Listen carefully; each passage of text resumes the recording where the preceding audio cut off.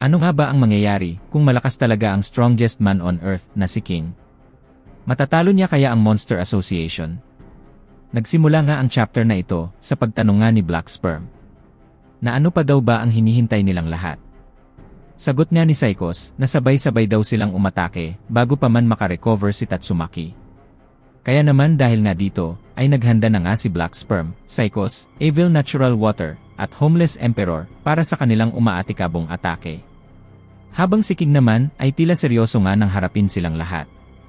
Kasabay nga nito ay lumipad na nga ang lahat ng atake ng kalaban, papunta nga kay King habang nakatayo lang ito at naghihintay. Then nang bumagsak nga ito sa ating bida, ay gumawa nga ito ng napakalakas na pagsabog sa buong eksena. Pati nga si Child Emperor ay nag-alala na nga sa kalagayan ni King. Nagrabe daw ang nangyaring pagsabog, ilan daw sa kanyang mga Black Sperm ay natunaw na din. Tugon naman ni Homeless Emperor na kahit si King daw ay hindi kakayanin ang puwersang naibato nila. Then kasabay nga nito ay bigla ngang napunta si King sa likod nilang lahat at kinamusta nga niya si Tatsumaki na nakahandusay sa lupa. Tugon niya ni Child Emperor na mukhang hindi na daw niya kailangan pang mag-alala. Sagot naman ni Psychos kung namatay man daw si King agad ay hindi daw siya matatawag na pinakamalakas sa lahat. Tanong nga ni King na kaya pa din daw bang gamitin ni Tatsumaki ang barrier nito. Sumagot naman si Tatsumaki at kaya pa naman daw niya. Kaya naman dahil nga dito ay mas lalong ang nag-init si King at naglabas ng umaatikabong aura sa paligid.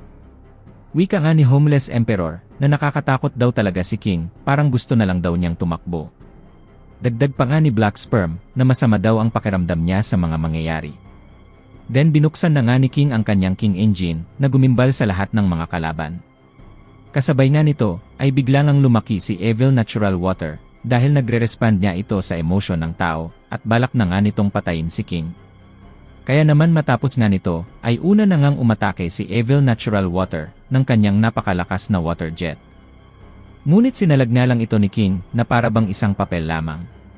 Tila ba wala itong epekto sa lakas ng strongest human on earth? Hindi nga sila makapaniwala sa kanilang mga nakita, paano daw ito nagawang salagan ni King. Wika naman ni Child Emperor na sobrang nahirapan daw siya sa mga water jets, samantalang kay King ay tila simple lang daw ang lahat. Tanong naman ni Atomic Samurai na ito na daw ba talaga ang tunay na lakas ni King. Dahil balak pa naman daw sana niyang hamunin si King sa isang laban, mabuti na lang daw at hindi niya ito ginawa. Then bigla ngang lumubog si King sa mga lupa na tila ba binabagsakan ito ng napakalakas na gravity. Sigaw nga ni Psychos na pinatigil niya na daw si King sa paggalaw at si Homeless Emperor na daw ang umatake ngayon din. Kasabay na nito ay umatake na nga si Homeless Emperor ng kanyang mga energy balls. Habang si King naman ay nakatayo lang at tila wala itong balak na umiwas sa lahat. Then gumawa nga ito ng napakalakas na pagsabog at talagang kinabahanan ng lahat sa nangyari kay King. Wika nga ni Homeless Emperor na direktang tinamaan niya daw si King, hindi na daw ito mabubuhay pang muli. Ngunit makikita nga natin na tila hindi nga tinablan si King at sinalo nga niya ang lahat ng atake ni Homeless Emperor. Nawasak man ang kanyang mga damit ngunit hindi nga ito naapektuhan. Tumingin niya sa kanila si King at tila itinaas pa nito ang kanyang isang kilay para sa lahat. Sigaw nga ni Child Emperor na ito nga daw ang King Stare. Hinayaan daw ni King na matamaan siya ng pinakamalakas na atake ng mga kalaban upang ma-realize daw nilang lahat na wala silang tsansa na manalo sa kanilang King. Habang ang nasa isip naman ni King na tila nasaktan nga daw siya ng kaunti. Wika pa nga ni King na may ibubuga pa daw ba ang mga ito. Nagalit niya si Black Sperm at wika nga nito na bakit hindi man lang daw napinsala si King kahit maliit lamang. Inisip naman ni Psychos na hindi niya daw inaasahan na ganito daw pala kalakas si King. Then nagalit niya si Homeless Emperor dahil tila na insulto nga siya sa mga sinabi ni King kaya naman matapos nga nito. Ay dito na nga niya inilabas ang kanyang napakalaking bolang enerhiya at sigaw nga pa nga niya. Natanggapin daw ni King ang 1 linggo na kanyang enerhiya. Magtatay daw siya sa loob ng 1 buwan dahil sa enerhiyang inilabas niya, kakayanin daw ba ni King ang ganitong enerhiya? Inisip naman ni King na hindi lang daw lumaki ang enerhiyang bola, mas lalo pa daw itong lumiwanag. Then nag-stretching na nga si King at inunat ang kanyang mga kamay. Kasabay nga nito ay ibinato na nga ni Homeless Emperor ang kanyang energy bomb, ay nag-aapoy na nga pati ang kanyang mga mata. Nagporma naman dito si King at wika nga nito. Ultimate Hellfire Cannon.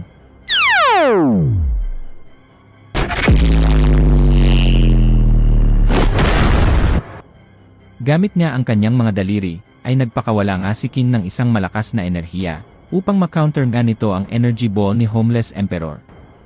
Kaya naman dahil nga dito, ay gumawa nga sila ng isang napakalakas na pagsabog sa buong eksena. Wika nga ni Atomic Samurai, nakakaibang lakas daw ang nakikita nila ngayon.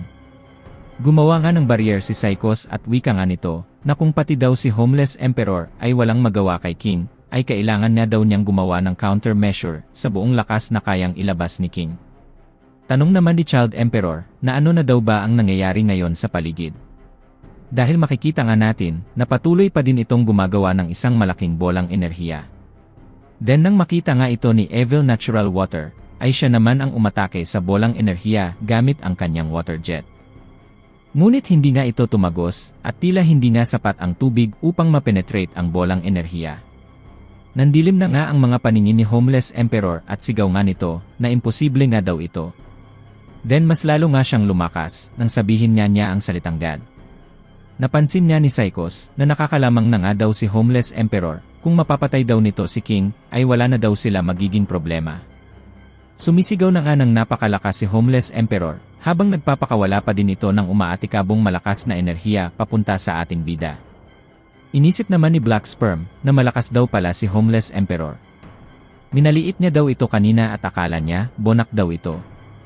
At matapos nga ang lahat, ay mas lalo ngang nilakasan ni King ang kanyang kapangyarihan, kaya naman mas na-dominate na nga niya si Homeless Emperor. Then bago pa nga tamaan si Homeless Emperor ng enerhiya ni King, ay bigla ngang lumabas si Zombieman at hinawakan niya si Homeless Emperor. Wika nga ni Zombieman na sa wakas daw at nahuli na niya ang kalaban. Ngunit nang makita nga niya ang malaking enerhiya, ay muli nga siyang nagtago sa ilalim ng mga lupa. Kaya naman dahil nga dito, ay napaiyak na nga si Homeless Emperor at wika nga nito, na Panginoon ko po. Lumabas nga ang God sa likod niya at wika nga nito, na baliw daw ba si Homeless Emperor, si King daw ang kaharap nito ngayon. Matapos na nito, ay natunaw ng alang si Homeless Emperor, na parabang isang tubig na naging hangin at nag-evaporate. Inisip naman ni Genos na nawala na daw sa kanyang detection ang isang buhay.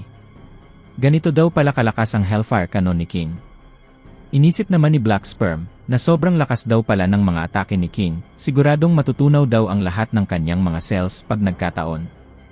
Kasabay nga nito, ay bigla ngang tumalon si King sa itaas ni Psychos, at muli nga itong naglabas ng kanyang King's Engine. Wika nga ni King na mawala na daw ang lahat ng mga masasamang nilalang sa mundo. Sobrang lakas nga ang pinakawalang atake ni King laban sa mga halimaw. Then dito na nga din nakita ni Black Sperm ang isang mata ni Evil Natural Water. Kasabay nga nito ay pumunta nga si King sa likod ni Black Sperm at naghanda ng isang umaatikabong kamao din matapos nga nito. Sabog na ang lahat ng kalaban sa ipinamalas ni King na lakas. Sobrang lakas nga nito at talagang natunaw ang lahat sa umaatikabong puwersa ng strongest man on earth.